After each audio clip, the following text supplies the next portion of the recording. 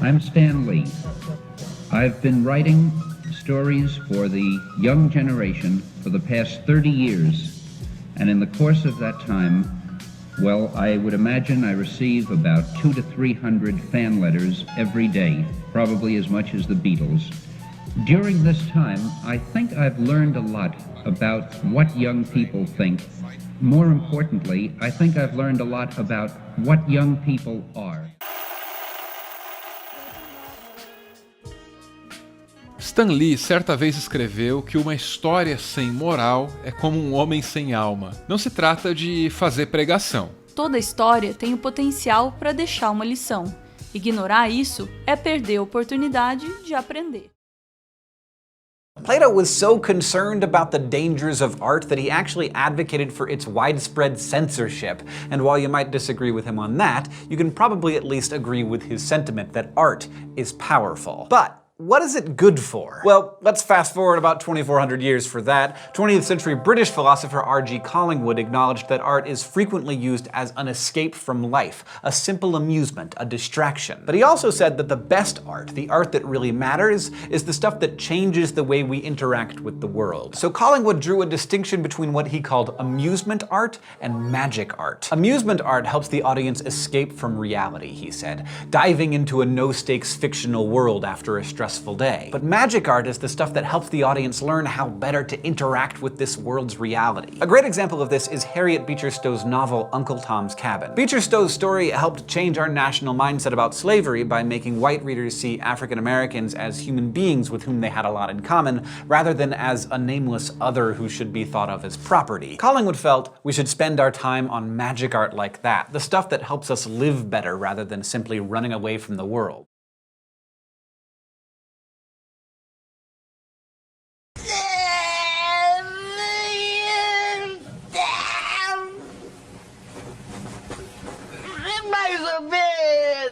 Mais ou menos. Há mais de um mês atrás eu fiz uma publicação falando sobre o que eu chamei de surf na hype. O que seria um surf na hype? O aproveitamento de uma coisa que está bombando para você ir lá, encaixar e fazer sucesso em cima do sucesso que outra coisa está fazendo. Eu falei sobre como isso era problemático em relação a notícias especificamente, quando o cara vai lá, pega uma notícia e fala, não, vou explicar aqui como é que funciona. Porque muitas vezes o cara está fazendo isso de supetão e não compreende os verdadeiros acontecimentos por trás da notícia. Então ele bagunça as informações e passa informações falsas para a população. Isso é muito natural, é muito normal acontecer. E aí nesse momento eu fiz uma alegação de que existiria uma espécie de surf na hype do bem, que é quando você usa coisas populares que estão bombando, de repente divulgar uma informação, ou você até ajuda a divulgar algum trabalho. Há 2 dias atrás houve o falecimento do Stan Lee, e aí, inevitavelmente, como eu estou fazendo esse vídeo aqui, eu estou surfando na hype, obrigatoriamente, é uma questão objetiva, independe dos meus interesses pessoais, como eu sou bonzinho, nem nada desse sentido. Teve uma discussão que eu tive com um amigo meu no Facebook há muito tempo atrás, sobre que eu falei exatamente isso, que desenhos da Marvel e da DC, cartoon, anime, todos esses tipos de artes, eles funcionam de modo parecido com a mitologia antiga. Essa aqui é uma boa oportunidade para explicar o que eu queria dizer. E a gente vai abordar então 2 temas, na verdade. Um tema principal é esse, o papel da arte, como é que funciona a arte politicamente. Não só a arte, mas como objetos de criação humana, que envolvem criatividade, por exemplo, mitologia, religião e arte mesmo, propriamente dita, nas animações. Esse é o nosso foco. Por outro lado, a gente vai abordar um tema relacionado a Platão, e vamos estabelecer uma crítica, porque a gente tem a mania também de achar que só porque veio lá de fora, o cara que fez alguma coisa tá certo. E não é bem assim. Então a gente vai abordar esses 2 temas, eu espero que gostem.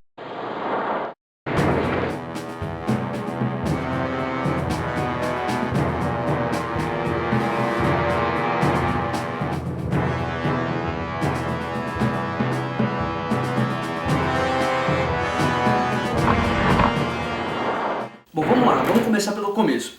Se você for olhar os documentos que a gente tem escritos referentes ao território grego lá, a gente tem duas coisas, dois tipos de escrita, um chamado linear A e outro chamado linear B.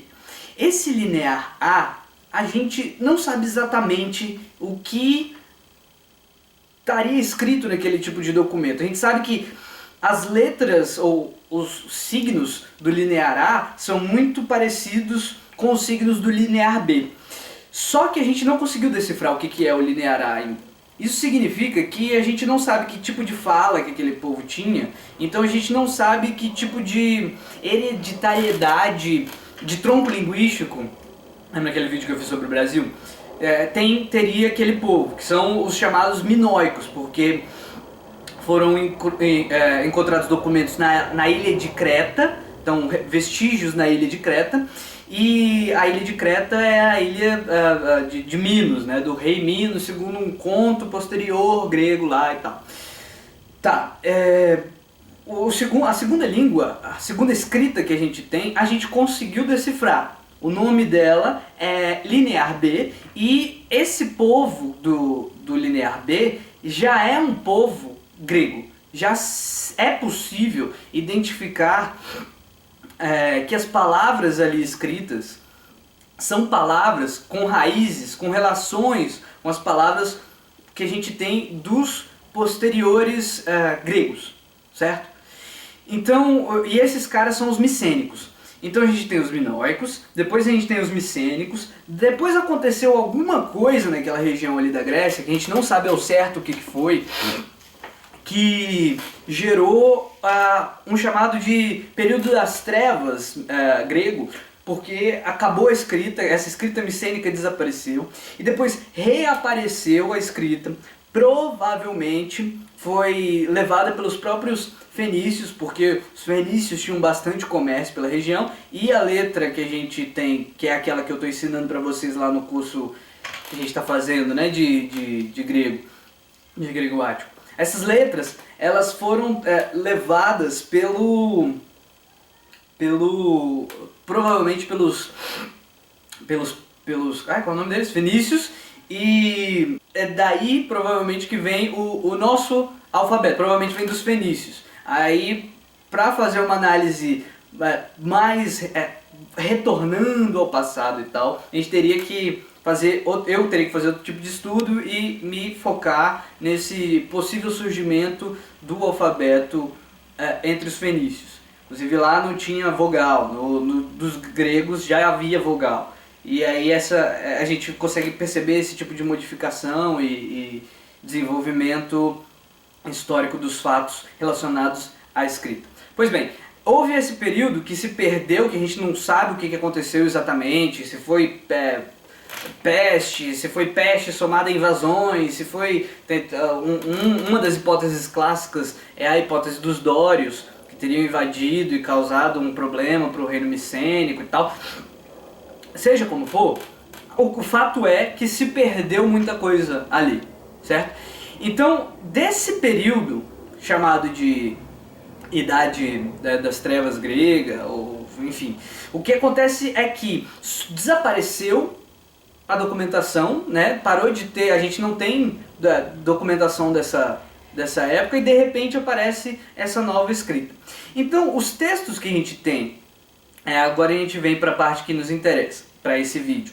Os textos que a gente tem sobre dois poetas que são basilares da cultura grega são desse período aí, de 900, 800, mais ou menos ali 700, um período assim, que teria acontecido essa ausência de escrita. Então, muito se fala sobre a possibilidade de que esses caras, principalmente o Homero, ele não teria, se é que ele existiu, ele não teria escrito ele próprio nada. Teria dito, e aí por tradição oral, teriam se espalhado as histórias, e a dado momento teria sido reduzido a letra quando os gregos entraram em contato com o alfabeto lá dos fenícios, que inclusive é o mesmo, é a mesma raiz. Se não é a mesma origem dos fenícios, porque há discussão sobre isso, mas pelo menos tudo é da mesma raiz do alfabeto dos hebreus, certo? Então tem um vídeo antigo que eu falo sobre a relação, essa relação cultural existia, não foi, enfim, coisa que eu inventei da minha cabeça. Mas, tá, o que nos importa aqui para esse vídeo de hoje? O seguinte, temos dois personagens importantes do início da mitologia grega, que um é o Heródoto, não, que Heródoto? Heródoto é da história. Um é o Homero, o outro é o Hesíodo, certo? Então, inclusive o meu braço, eu não sei se vocês sabem, provavelmente não, porque ninguém nunca perguntou, o meu braço é uma representação, inclusive, da Teogonia de Hesíodo. Cadê? Deixa eu pegar aqui. A gente tem essa tradução aqui do Jatorrano. É uma boa tradução porque ela tem uma introdução, uma conversa e tal, e ela tem o texto que ele traduziu do lado do texto grego. Prefiram traduções que sejam dessa maneira, tá? Sempre vai ser importante a partir de agora que vocês estão aprendendo grego. Pois bem, é muito comum fazer uma interpretação, sobretudo com muita influência de Hegel, de que o pessoal no começo da história da humanidade era tudo um monte de idiota e os idiotas foram se desenvolvendo e a razão foi se desenvolvendo no mundo. Então a razão foi tomando cada vez mais consciência de si, sabe? A humanidade foi tomando consciência de si, de sua própria racionalidade, e isso foi fazendo o desenvolvimento dos seres humanos de modo racional, e daqui a pouco a gente está tendendo para ser o mais racional possível. Essa leitura é bastante problemática. E por que ela é problemática? Porque ela tem uma teleologia. O que significa uma teleologia? Telos vem do grego e significa finalidade. Tem relação com final, finalidade, enfim. E logia vem de logos.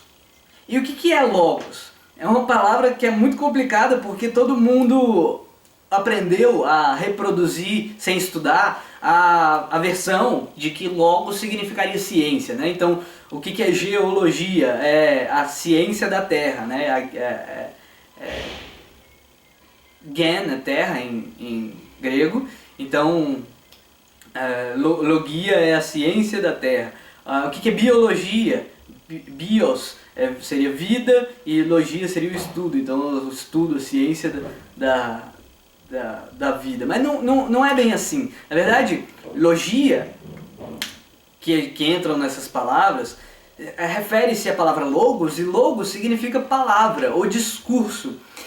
Só que com Platão, como a gente vai ver daqui a pouco, operou-se uma divisão entre discurso meramente... Como é que eu posso falar isso sem recorrer à palavra mito? Mas discurso meramente, sei lá, narrativo, imagético e tal, e o logos como referente de discurso racional, né? Então, com essa oposição estabelecida, aceita pela cultura ocidental, foi muito fácil que, com o passar do tempo, se começasse a falar que logos significa simplesmente ciência, né? Logos é simplesmente razão, enfim, mas a gente vai chegar lá com o tempo, calma, vou explicar com mais calma daqui a pouco. Então vamos lá, a gente tinha essas figuras do Homero e do Hesíodo e de vários outros poetas posteriores, sobre os quais a gente não vai falar hoje, que eles falavam sobre os deuses, certo? Eles tinham discursos, ou textos, ou temas, ou abordagens que falavam sobre os deuses. E o que é interessante disso é que esses discursos que eram feitos e que foram reduzidos a texto com o passar do tempo, eram entendidos por parcela dos gregos como alguma coisa que dizia realmente do que os deuses faziam. O que eles faziam, como é que eles viviam. E a gente tem que parar com essa interpretação tosca, isso é uma interpretação tosca, hegelianismo vulgar, porque se alguém quiser dizer que tem alguma coisa importante em Hegel ser considerada, é possível dizer isso. Agora, esse tipo de interpretação é hegelianismo vulgar, é coisa ruim, é má filosofia do mais baixo nível, que é você acreditar que lá na antiguidade, nesse período grego, o pessoal era retardado mental e não compreendia as coisas. Não, só agora que tá todo mundo inteligente. Antes era todo mundo babaca e não compreendia como é que se entende coisas básicas acerca da natureza e das coisas, sabe? Isso é idiotice. Então, nós temos uma figura que a gente conhece por fragmentos, que é o Xenófanes de Colophon. É importante, outra coisa que eu vou ensinar agora pra vocês, pra quem não sabe, é claro. Quando a gente fala em fragmentos de textos antigos, de textos clássicos, principalmente em filosofia, normalmente, via de regra, a maioria esmagadora dos casos, para não dizer todos, para não fazer uma generalização absoluta, o que se está referindo não é um pedaço de papiro que alguém encontrou em um lugar oculto. Normalmente, não é isso que se refere. Normalmente, ok? Em alguns casos, tem uns achados sobre papiros encontrados. Mas, normalmente, quando nós estamos falando de fragmentos de filósofos antigos ou pré-socráticos, o que a gente está falando é que existem textos naquele mecanismo de sobrevivência por tradição que eu falei para vocês no vídeo passado. Então, existe um texto completo desse, e nesse texto completo, um cara faz uma citação de um autor antigo. Ah, o cara fulano de tal dizia isso. Pera aí. Então o que eu estava dizendo é o seguinte, que normalmente quando a gente fala em fragmentos, não é um pedaço de papel achado em qualquer lugar. É um texto completo que sobreviveu pela tradição dos copistas, e esse texto completo ele faz uma espécie de citação, às vezes é uma citação mesmo direta, o cara disse isso, aí como se fosse abre aspas, né, e diz o que ele teria dito. Então isso seria um fragmento. Outro tipo de fragmento é quando o cara faz uma citação meio que indireta, né? Faz assim, não, o cara dizia que as coisas funcionam assim. E outro tipo de fragmento, tem fragmentos que mencionam coisas da vida do cara. Então um autor desse, grego posterior ou latino, vem falar, fulano fez isso, ou viveu assim, ou dizem que Heráclito fez isso, fez assado. Então tem caras chamados Dios und Krons, que eles fizeram uma compilação de autores que são considerados pré-socráticos. Essa divisão pré-socráticos é muito problemática. É um tema interessante trabalhar isso posteriormente. Mas o que esses caras fizeram? Eles fizeram um apanhado desses textos, dessas citações, e se você procurar na internet você acha isso, a edição Dios und Kronos de pré-socráticos. Então, são citações da vida dos caras e dos textos que seriam dos caras. O problema disso é que nunca é direto. Então a gente nunca vai ter uma certeza absoluta, não sei o que, de que o texto era exatamente aquilo que o cara está dizendo. Certo? Isso é importante de compreender para todo o trabalho que a gente vai fazer sobre filosofia antiga ou sobre história antiga. É absolutamente fundamental compreender isso. Quando a gente fala assim, tem uma história muito legal sobre Parmênides, que não se... Calma, porque Parmênides fez isso, Parmênides falou aqui. Calma, tudo isso que a gente tem é de citação indireta. Então, por isso que as pessoas, sobretudo com Nietzsche, começaram a entender a dificuldade sobre a tentativa de dizer que essas coisas são certeza absoluta. É muito mais complicado e muito mais incerto do que gostam de imaginar as pessoas que não entendem do que estão falando, certo? Tá, vamos voltar para o tema. Então a gente tem esse cara que é o Xenófanes de Colophon, que ele faz teria feito, né, duríssimas críticas a Homero e Hesíodo, dizendo o quê? Que esses autores, eles teriam dito que os deuses fazem o que eles não teriam feito.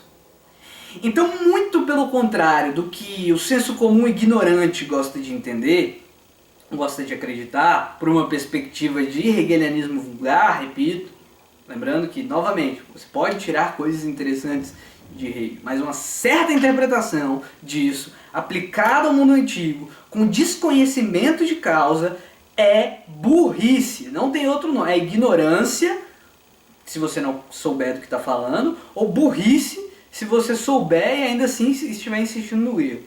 Eu esqueci de colocar a câmera carregando e ela vai acabar descarregando se eu não modificar isso aqui. Volto logo. Pois bem, então qual é a questão desse tema?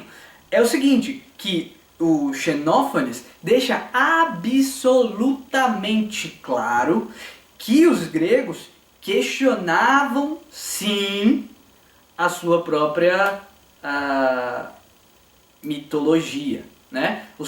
E aí é importante a gente compreender o que significa mitologia e entender por que a gente tem esse processo de divisão entre discurso racional de um lado, um discurso com logos, e um discurso com mythos do outro. Vamos lá. Se você abrir o Perseus, que eu ensinei vocês a visitarem, naquele vídeo que eu falo sobre a aula de grego 1, né, que eu fiz. Se vocês visitarem aquele site lá, vocês vão notar o seguinte, que tanto a palavra mythos quanto a palavra logos se referem à palavra discurso, debate, se refere a essas coisas. Aparece nos textos gregos com esse significado. Só que acontece uma transformação em um personagem muito específico da nossa história, muito importante da nossa história, que é o fulaninho chamado Aristócles, que é o nome verdadeiro de Platão, ou melhor, Aristócles, né? Volto a repetir, se a gente fosse fazer uma análise profundamente séria, a gente teria que fazer, vocês aí que estão me assistindo, lerem de verdade, vocês, e não eu citar para vocês, os textos que são atribuídos a Platão, certo? Assim seria a maneira correta de ser feita uma aula de verdade. Induzir vocês à leitura, quando vocês fizerem a leitura, a gente volta e discute os textos. E aí a gente analisa os comentadores e analisa por que os comentadores acertam em X ou erram em Y. Isso seria a metodologia adequada para uma espécie de aula de verdade. Cuspir aqui a informação não é aula de verdade. Isso não é aula de verdade. Entendam isso. E vocês não querem aula de verdade, na verdade. Vocês querem só alguma coisa cuspida. Normalmente é assim que funciona, ok? E é compreensível que seja assim, a gente tem outras coisas para fazer. Mas sabendo como é que funcionam as coisas, a gente vai se reduzir a dar os indicativos do que eu estou querendo explicar para vocês com os pontos do texto. Eu apenas vou fazer apontamento dos trechos para vocês irem checar se interesse tiver, ok? Então 2 pontos são importantes. O primeiro ponto é no Gorgias de Platão. A gente tem essa versão aqui do Daniel Lopes, que é um cara lá de São Paulo, de uns dreads muito massa, que ele fez essa tradução que é daquela boa que eu te falei, que é com o texto em português da tradução dele de um lado e com o texto em grego do outro lado. Esse que é o tipo de texto bom que você deve comprar. Esse texto, ele é um texto em que Sócrates debate com vários personagens, dentre eles está Gorgias. Gorgias é um professor, certo? E ele é chamado de sofista. O termo sofista é outro que tem uma característica evolutiva. Vamos fazer um parêntese aqui. Se você for, por exemplo, em Heródoto, Heródoto chama personagens, como por exemplo Pitágoras, de sofista, mas não de uma maneira pejorativa. Ele chama de conhecedor mesmo. O que significa naquele texto do Heródoto é conhecedor, racional, um dono de uma certa sabedoria. Isso, a princípio, era um dos significados de sofista. Com o passar do tempo, o que acontece? Acontece que os sabedores que circulam na Grécia, especialmente em Atenas, que é a cidade que adotou a democracia, com as suas particularidades, talvez a gente faça um vídeo, deixe nos comentários se interessar. Pois bem, os atenienses, eles tinham uma política aberta para que determinadas pessoas participassem. O conjunto da população masculina, com certa idade, que não fosse escrava, papapá. E essa população tinha a possibilidade de ascender e de convencer o público a seguir um certo tipo de opção, posição e tal. Aconteceu, ficou muito claro, os textos deixam isso muito claro, textos como os de Platão, como os de Aristófanes, que Aristófanes é o comediante, é o único comediante do qual restou textos daquela época específica, da primeira época da comédia grega, que vem de Atenas, é o texto, Aristófanes. Então, deixa-se muito claro uma espécie de rancor que a população estava tendo com os intelectuais. A população começou a deixar claro, e a gente observa isso por essas fontes textuais, que incomodava a posição dos intelectuais.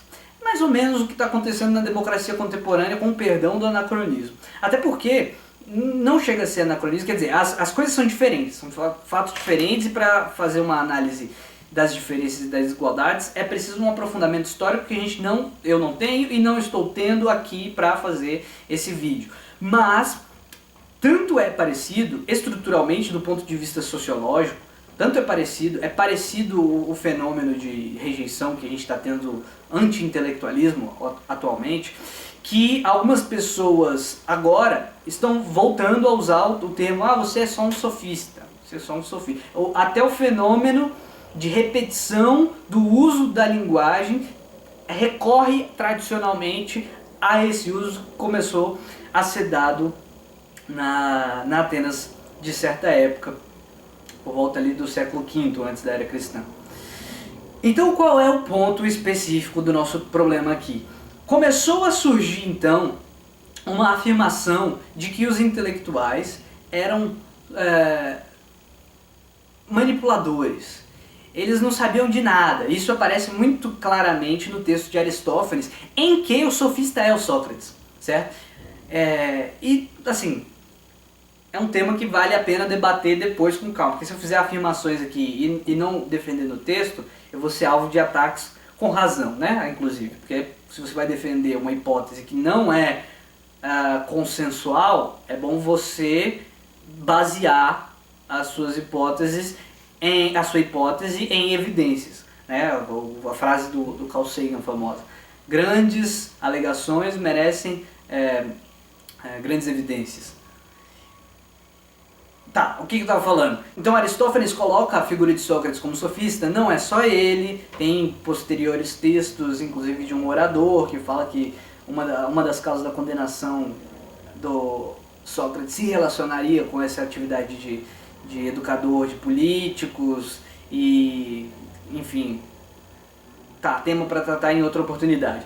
Mas o que acontece é que nesses textos, como o de Aristófanes, como o de Platão, fica claro que as pessoas estavam com raiva, estavam incomodadas, estavam putas da vida com os intelectuais, dizendo que eles influenciavam, eles na verdade não sabiam necessariamente das coisas, mas eles tinham a arte de manipular, eles conseguiam mobilizar as pessoas para elas acreditarem num tipo de coisa, ou enganar as pessoas, entregar o que elas querem, convencer as pessoas do que elas querem para conseguir apoio político, certo? Então você conseguiria, com um bom professor, um bom intelectual, se educar o suficiente para ser um grande político, porque você ia conseguir entender os interesses da população, vender coisas que são dos interesses da população, E aí você se destaca enquanto político. E isso causava um incômodo em relação às pessoas, e esse é o tema da peça de Aristóteles. Repito, sei lá, tô prolixo pra caramba como sempre, esse sou eu, né?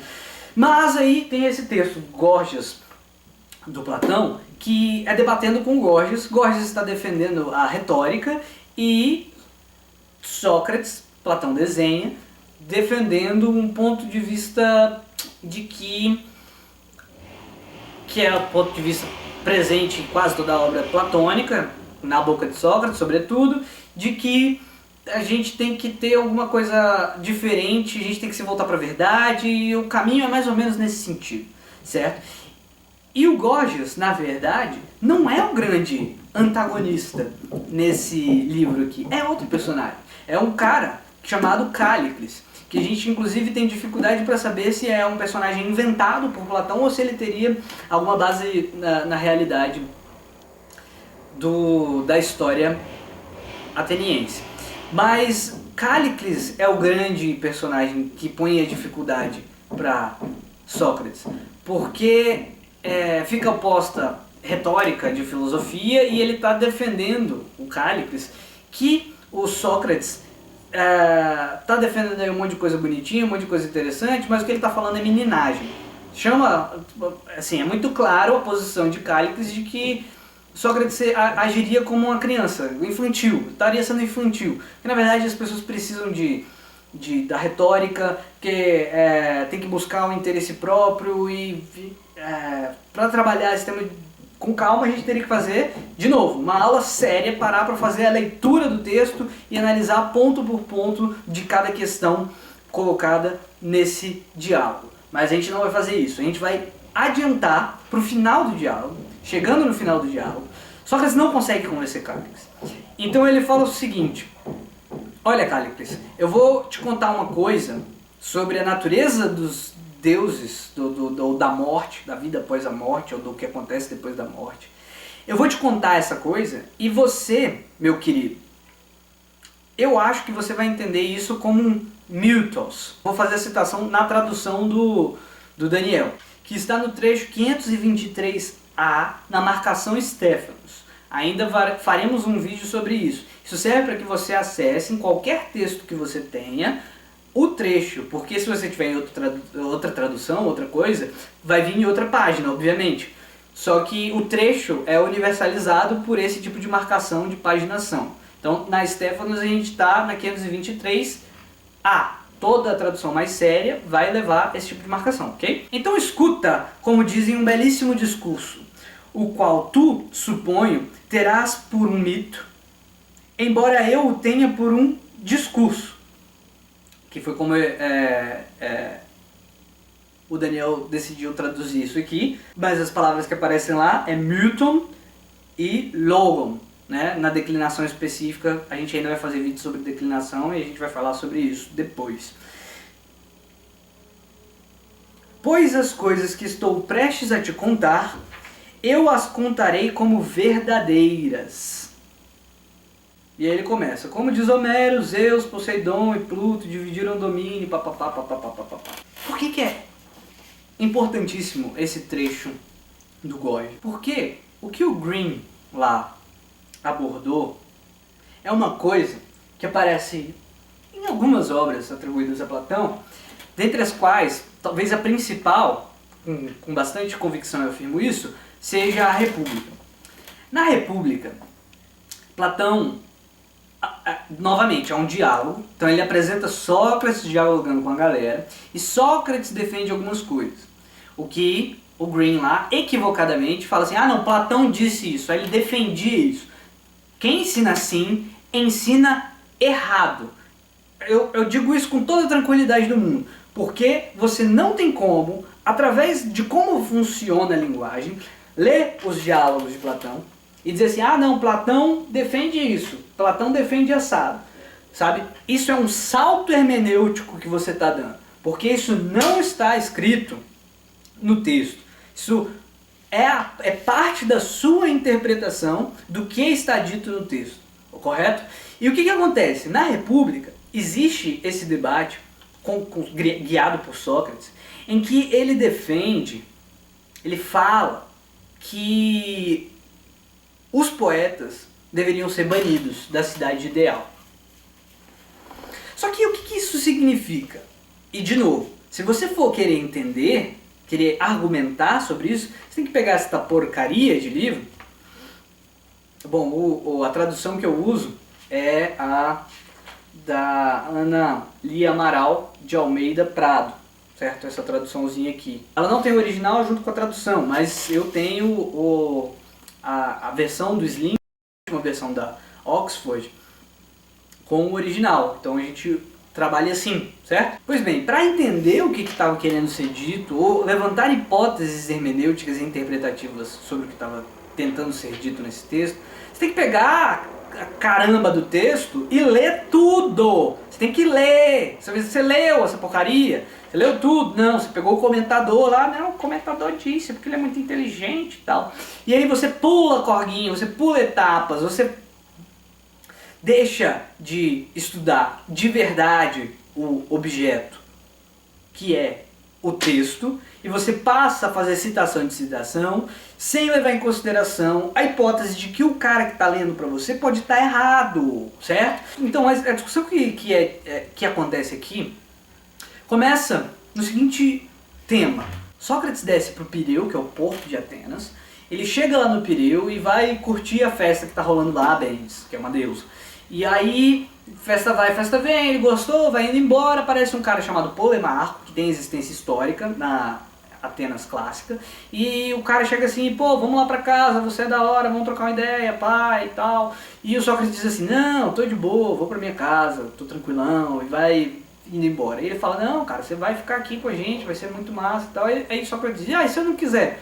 Aí o cara fala assim, não, mas olha o tanto que a gente é de gente, nós somos uma galera aqui. E aí, você vai encarar, vai bater de frente com o bonde, e vira uma espécie de brincadeira ali, outro personagem ali que é um dos irmãos de Platão fala, ah, não, tem um negócio que vai ter mais tarde aí que vai ser mó legal e tal, e o Sócrates então decide ficar, então beleza, já que vai ter, vamos ficar. Eles ficam, vão para casa do Polemarco, lá encontram um cara chamado Céfalo, que é o pai de Polemarco, que é um vendedor de armas e que tá velho. E aí a discussão que começa a partir daí é de Sócrates falando assim, mano, você tá velho, como é que é ser velho? É ruim, como a galera diz? E o Céfalo diz que não, diz por que ele acha que não é, e nesse meio do caminho que ele tá dizendo que não é ruim ser velho, ele vai falar o que se você for justo e tal, tá tudo certo. E começa uma discussão, a partir de uma etapa lá, o Sócrates fala, não, tem gente que vai dizer que você é feliz porque você tem grana, o que você acha disso? Aí o cara responde e tal, e aí no final das contas essa discussão vai para o sentido do que seria justo, Então, Céfalo defende, depois Polemarco defende, depois vem Trasímaco, que é uma personagem fundamental para entender esse texto, que defende uma outra posição sobre o que seria justo, e por final das contas, Trasímaco se cala, meio que deixa a conversa de lado, e isso encerra o livro primeiro, só que os outros dois personagens, que são irmãos de Platão na vida real, eles continuam defendendo, não, mas e se Trasímaco tiver certo com um detalhe a mais? Eles enfiam um detalhe a mais lá, que é o tal do anel de Giges. E a discussão toda seria sobre isso. Se o que é justiça, se vale a pena ser justo, se não vale a pena ser justo. A discussão se dá, a princípio, nesses termos, e Sócrates diz então, bom, eu imagino que vocês concordem que se a gente for justo, enquanto humano, um humano indivíduo pode ser justo, vamos pensar numa cidade que pode ser justa. Então vamos pensar numa cidade idealmente justa e vamos pensar, a partir daí a gente vai olhar a justiça, ele fala, em letras grandes, e aí vai ser mais fácil a gente olhar o que é a justiça que a gente está procurando, em letras pequenas. Então, o sentido do diálogo todo depende desse contexto. Se o animalzinho que vai fazer a interpretação da República não entender o contexto, pegar assim, ah não, porque tem um cara que citou a página tal, aí você vai lá na página tal e lê, ah, ele está dizendo isso. Ah, então quer dizer que Platão defende isso. Você está deixando de compreender a contextualidade, o que estava sendo debatido e para que foi formada a tal da porcaria da cidade ideal, que serve apenas no contexto para explicar o que significaria justiça. Ou discutir o que significaria justiça. Porque você observaria o que seria a justiça da cidade e voltaria para a justiça do indivíduo. Certo? Então, quando se é feita a proposta de banimento dos poetas, ela não é feita em termos absolutos, meus caros. Não é feita em termos absolutos. E no livro 2 da República, na altura da paginação 379A, eles estão debatendo quais seriam os mitos, ou seja, os discursos que deveriam ser ensinados na república ideal que eles estão construindo para enxergar como é que funcionaria a justiça ou o que seria justiça. E Adimanto, um dos irmãos de Platão na vida real, está discutindo com Sócrates. E Sócrates diz assim: talvez seja por essas razões que se deve ter como muitíssimo importante que os primeiros mitos que os jovens ouçam sejam narradas da maneira mais bela possível para que os levem na direção da virtude. Isso aqui, que está escrito aqui, na verdade é no 378E, não no 379A. O que está escrito aqui é uma expressão absolutamente clara da proposição análoga que aparece lá no vídeo do Green, do Collingwood. Certo? Os mitos, enquanto discursos, já entendido como discursos fantásticos a essa altura do texto, ou discursos referentes a um passado, enfim, eles devem ser compostos para levar na direção da virtude. Exatamente a mesma coisa que estava dizendo Collingwood naquela obra apresentada pelo Green, que, se não me engano, é The Principle of Art. Ele apresenta a arte por diversão, né, a arte para entretenimento e a arte mágica. O que Platão está dizendo aqui é exatamente arte mágica. Pausa dramática. Por que eu falo disso agora? Porque lá, quando ele está contando no final do Gorgias, ele está fazendo isso. Está fazendo isso. Ele está criando um mito. Está dizendo, você vai entender isso como um mito. Mas eu entendo isso que eu vou contar para vocês como um discurso racional. É isso que Sócrates do Gorgias está dizendo. E é muito interessante, ou muito fácil compreender isso, porque assim como Sócrates trata o problema da morte lá no Gorgias de uma maneira, aqui na República, lá no último livro, no livro 10º, ele trata de outra maneira completamente diferente.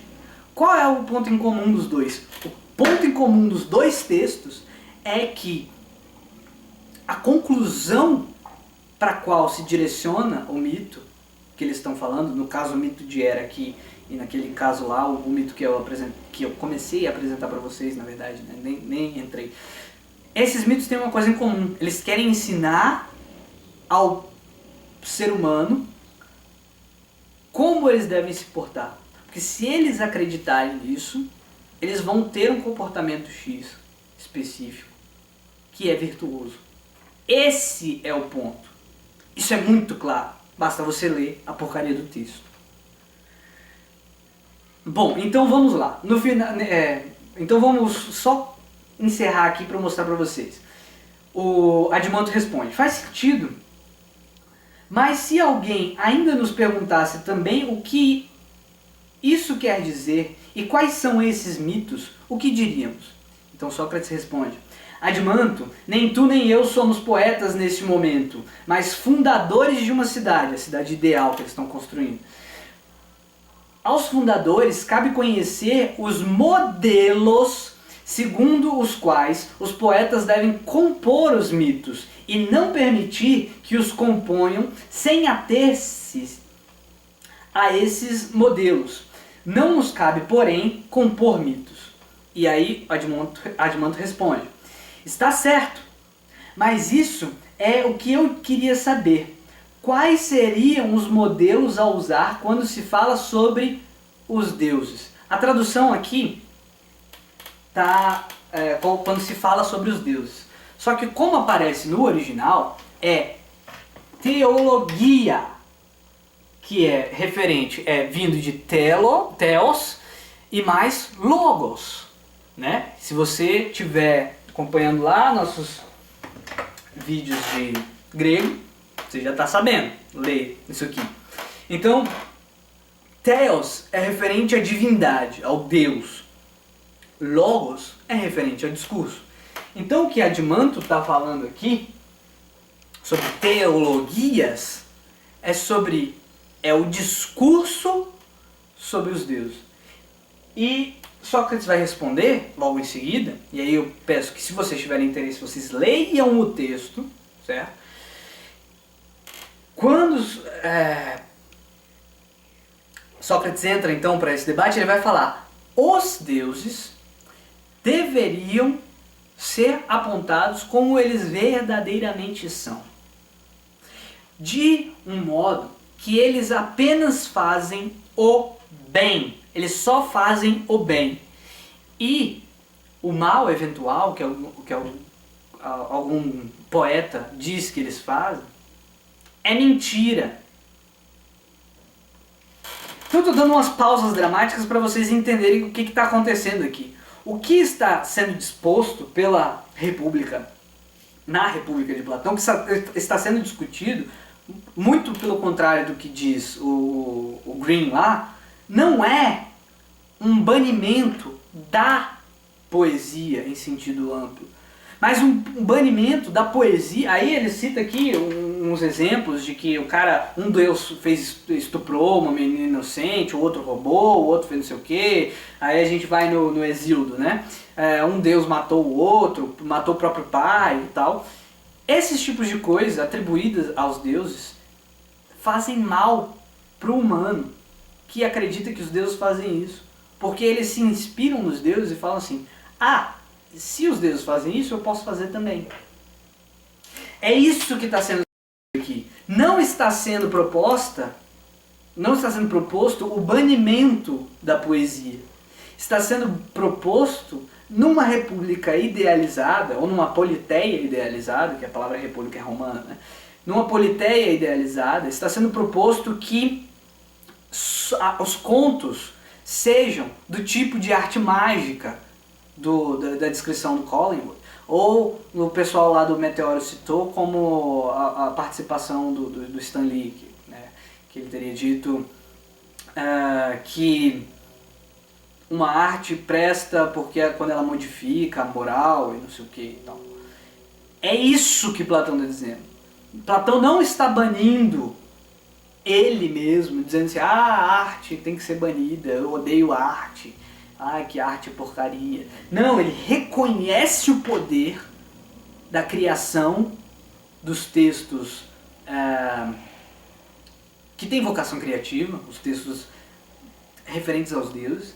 Ele reconhece a influência comportamental desses textos e está propondo, pela boca de Sócrates, numa república idealizada, que todos os mitos ou todas as teologias expressas, criadas, seriam contando que os deuses que servem de referencial comportamental apenas fariam bem. Eles não matariam, não fariam, não fariam nada de errado. Quando você entende isso, você entende por que Platão, ao mesmo tempo, teria escrito Gorgias, em que no final o Sócrates claramente fala assim: eu vou dizer uma coisa para você, que para você vai soar mito, mas para mim é um logos. Então a conclusão não é pelo banimento de todo tipo de mito, até porque no final do próprio livro da República termina com um negócio chamado mito de que tem uma função pragmática. Se você entender todo o texto, se você não ficar recortando e dizer assim: não, Platão queria dizer isso, porque se você pegar o trecho tal, olha só como é que está escrito lá no texto, aí você faz a citação. Sabe? É isso que as pessoas que não entendem as coisas fazem.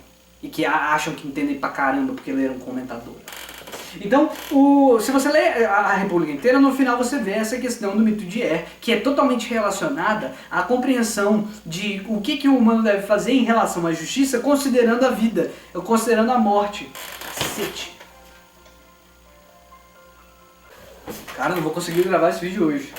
Então a discussão feita não é apenas sobre o banimento do mito de qualquer lugar. É uma referência especificamente que certas artes ou certos mitos contados de certa forma, eles induzem a certos comportamentos ou justificam certos comportamentos. A implicância de Platão é com isso. É uma implicância moral. E não só porque, eu não gosto de arte. Não é isso, certo? Então, quem entendeu isso muito bem foi Nietzsche. Nietzsche entendeu isso muito bem. Só que as pessoas não gostam de ler, né? Elas gostam de criticar. Nietzsche entendeu muito bem isso, e ele tem a obra dele lá, Gebot, como é? Gebot der Tragödie. Meu alemão, né? Ótimo. Gebot der Tragödie. Não sei. Mas o nascimento da tragédia, em que ele fala, ele tem trechos do texto em que ele critica muito forte Platão, justamente em relação ao fato de que Platão moralizou a arte. Pegou influência, talvez, do... Como é que é o nome daquele cara que faz os... Como é que é o nome daquele cara que faz os textinhos dos animais lá? Esopo. Ele pegou Esopo, Platão teria pegou de algum modo inspiração em Esopo e teria tentado moralizar a arte. E não deixa de ser verdade.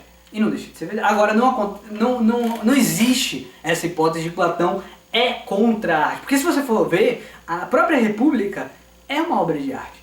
Porque ela não é um texto, repito pela 10ª vez, não é um texto corrido, não é uma tese de doutorado. É um texto de diálogo. As pessoas estão dialogando entre si. Quem faz a apresentação sobre esse tipo de tema muito boa é o Hector Benoit, pela editora Ana Blume. Ele escreve a Odisseia de Platão. Ele trata justamente do texto platônico, entendendo-o como uma grande odisseia, ou seja, como um grande texto épico, mais ou menos, que envolve a história de Sócrates e tal. Então, se você analisar as obras atribuídas a Platão, que são diálogos, muitos deles referentes a passagens da vida do histórico Sócrates, aquilo é uma representação artística, inclusive nos termos em que Platão coloca, de imitação, de que se distancia da realidade. Isso, a própria obra que ele escreveu, que ele teria escrito, é exatamente uma obra imitativa de arte. Então você não tem como dizer que ele é contra a imitação e a arte imitativa em si. O que está sendo posto, e que fica claro se você tomar vergonha na cara e ler os textos, é que ele está criticando o uso sem considerar a força moral do texto. Então ele cria uma própria arte que tem esse intencionamento moral. E Nietzsche é contra isso. O que Nietzsche coloca, boa parte da obra dele se refere a esse tipo de coisa, de que tem que parar com esse negócio de querer moralizar, de querer dizer para os outros como é que ele deve viver. Só que, assim, em parte a gente percebe que no Ocidente Nietzsche foi derrotado. Em parte, né? Bastante em parte. Porque se você vê esses desenhos, esses filmes, tudo tem uma moralzinha da história. Tudo tem uma moralzinha. Tipo, se você agir assim... Até aquela série, né, que a gente tem do Sons of Anarchy, que eu tava com a camisa um dia desse e tal... Até ela tem um conteúdozinho moralizante, do tipo assim, vive essa vida aí desses caras pra você ver o que vai acontecer com você. Agora o curioso isso tá no vídeo do Green, nesse ponto ele acerta. É difícil, ou impossível na verdade, o Green acerta dessa vez, eu não passei no vídeo a parte que ele acerta, que ele diz o seguinte: a divisão que o Collingwood faz, ela é problemática, porque o ponto moralista de uma obra de arte, ele não necessariamente está na intenção do autor. Olha que legal. Porque você pode escrever uma obra de arte sem moral da história nenhum, absolutamente nenhuma moral da história, e ao mesmo tempo o leitor que for abordar, encontrar uma moral para a história. Pô, se eu fizer assim e tal, vai mudar a minha vida, ou poxa, eu tô fazendo assim a minha vida toda, isso tá errado e tal, coisa. Então é curioso notar isso, que a função da arte não está só no autor, ela está também naquele que assiste ou que aprecia a arte. Olha que legal isso, isso é muito legal, isso é muito interessante, porque é esse tipo de questão que envolve a nossa compreensão contemporânea de que a arte não precisa ter um sentido, que incomoda tanto as pessoas, incomoda muito as pessoas, sobretudo quando usa dinheiro público, mas aí já é outra questão. Mas o ponto que se estabelece em relação a isso tudo é a arte não precisa ter um sentido. Ela não precisa ter uma vontade de perfeição. Ela pode simplesmente querer representar uma angústia, sabe? Tem muitas obras que vão nessa linha estética de mostrar o deterioramento da humanidade, ou o deterioramento estético mesmo, ou o terror gore, que é só o nojo e não sei o que. Sabe? As obras não precisam ter um sentido de elevação. Esse é o momento em que vivemos, que passou por esse tipo de compreensão. Agora, não significa que você não pode mais fazer esse tipo de arte com moral. Tanto que tem um monte de gente que faz, tanto que o próprio Stan Lee teria dito que arte sem moral não é coisa de como um humano sem alma. Então tem muita gente fazendo esse tipo de arte, que inclusive é bem mainstream, é bem importante destacar, e tem um monte de gente que não está afim de fazer esse tipo de arte. E tudo bem, isso, na verdade, é liberal de verdade, né? Não é... Ai meu Deus...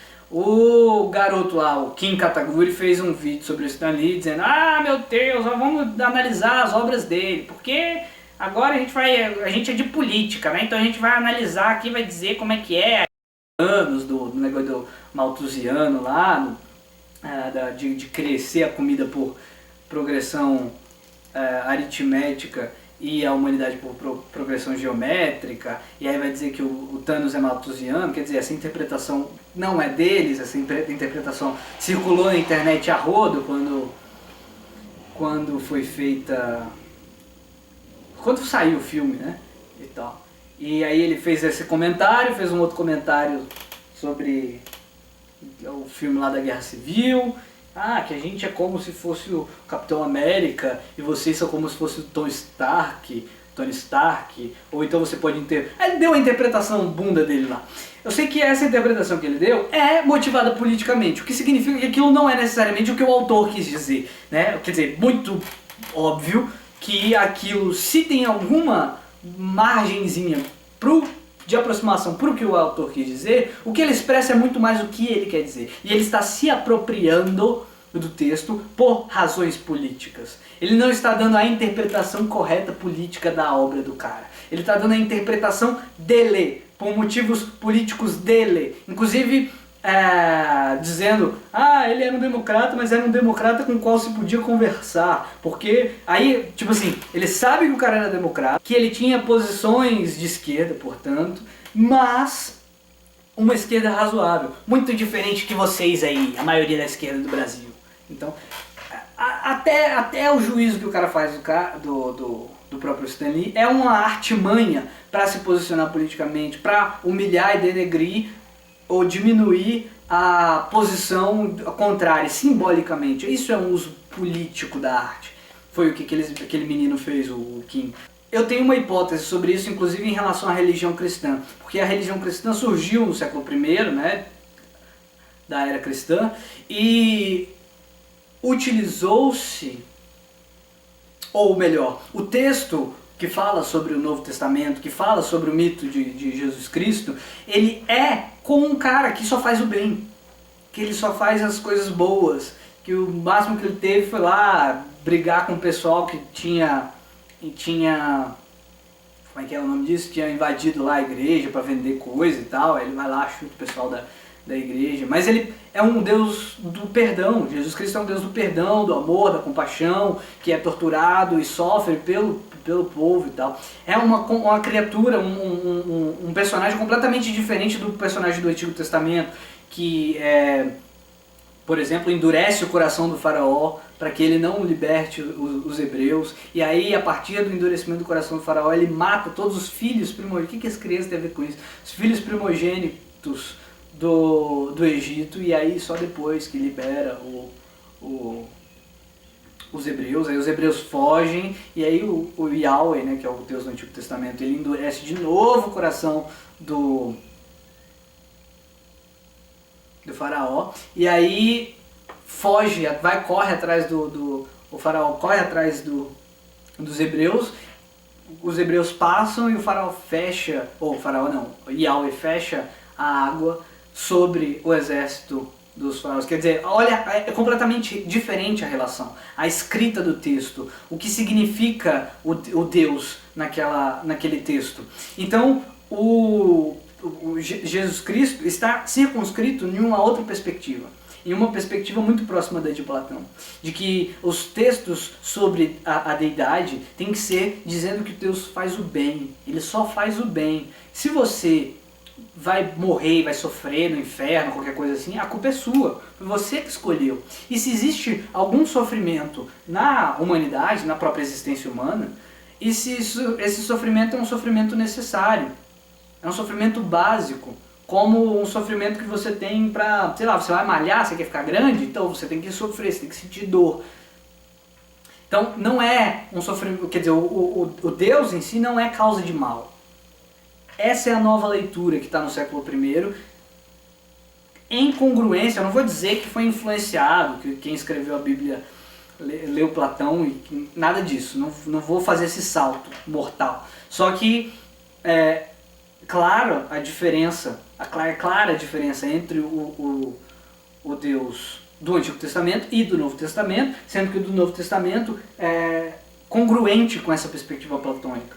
E Platão não está banindo a religião, não está banindo o mito, não está banindo a teologia. Está dizendo que a teologia, o mito, a religião tem que se voltar para a virtude humana. O que Nietzsche era contra, né? A arte não é para isso. Pare de moralizar a arte, pare de encher o saco. E isso tem sido usado agora em relação aos desenhos. Os desenhos animados estão servindo para isso. Por isso que é uma discussão xarope sobre gênero. O pessoal enche o saco, quer dizer, mudou o gênero do personagem, meu Deus, o mundo vai acabar e tal. Porque as pessoas que estão fazendo essas mudanças têm uma perspectiva moralizante. Uma perspectiva que diz assim, cara, faz uma coisa que vai gerar nas pessoas perspectiva de que é normal não ser fortão, não ser bombado, é normal você ser isso, normal ser aquilo, é legal querer ser alguma pessoa dessa maneira. São perspectivas moralizantes, que o pessoal tá puto na internet por causa disso. Eu acho uma frescura do caramba. Acho o tema, acho tudo um erro, acho a abordagem um erro, eu acho o ataque de pelanca que os fanboys dão um erro, tudo um erro, tudo uma bobagem. Porque eu não sou platônico, apesar de eu ter estudado esse tema no mestrado. Isso não dane-se, sabe? A arte não vai ser a maneira pela qual a gente vai mudar as coisas com injeções, quer dizer, não na perspectiva que aparece na República, né? Com injeções de informação que você sabe que não é verdadeira, só que dizendo assim, não, isso aqui é verdade, só com a intenção de mudar o comportamento. É verdade que a arte pode e tem um caráter moralizante, de ajuste de comportamento, mas eu estou preferindo apostar na sinceridade.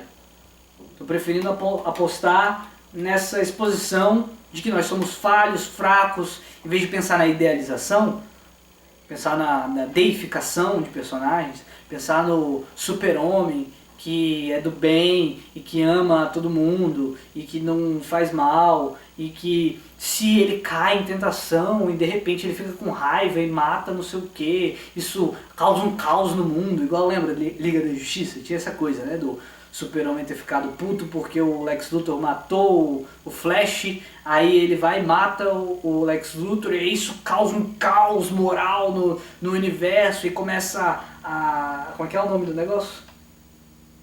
Sei lá, uns justiceiros lá, eles se transformam completamente depois. O mundo não é assim, moralizante. Tem um monte de gente que faz merda e se dá bem, tem um monte de gente que faz bosta e se dá bem. É assim que é a realidade. Estou apostando na transparência. A gente não vai conseguir educar as pessoas, na minha opinião, quer dizer, eu sou moralista, eu acho que a gente tem que educar as pessoas, mas a gente não vai conseguir educar as pessoas com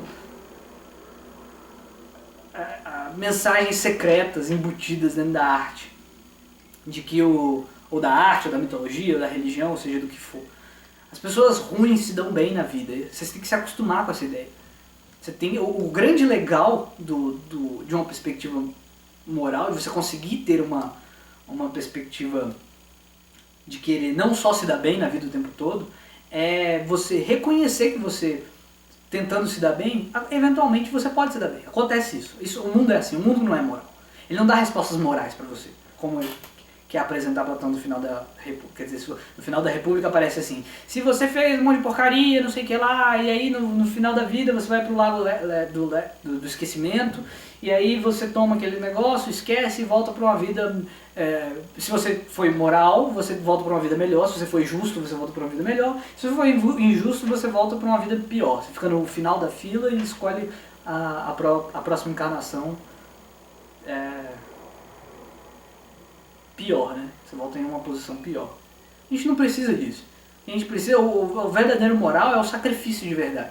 Não é sacrifício quando você está fazendo um sacrifício. Se você está fazendo um sacrifício por uma recompensa no futuro, você não está fazendo sacrifício. Você está fazendo troca. Você está fazendo um exchange. É simples assim.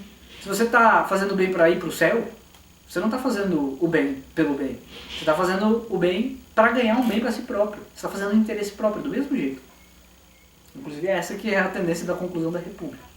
Que se as pessoas não forem convencidas pelo discurso todo, feito durante o livro inteiro, acredite no mito de É o melhor que a gente tem para fazer.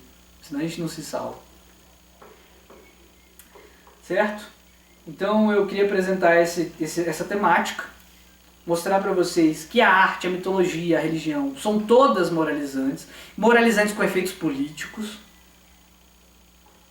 Pausa dramática de novo.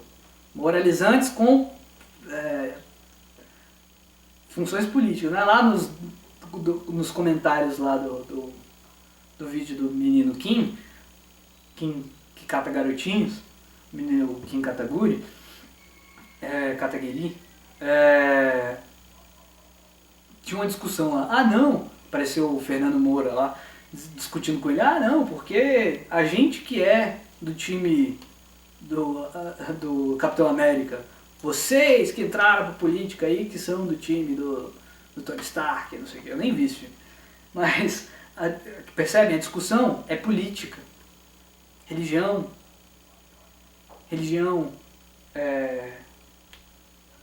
arte, essas coisas todas são política. Aceitem isso de uma vez. Ok? É isso. Paz.